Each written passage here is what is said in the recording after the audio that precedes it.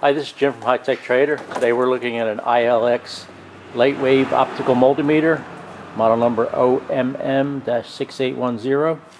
Let's power it up.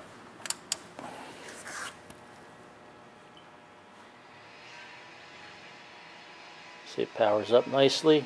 We don't have any inputs attached to it, so you won't be able to get readings. Take a look around the back. There are your inputs.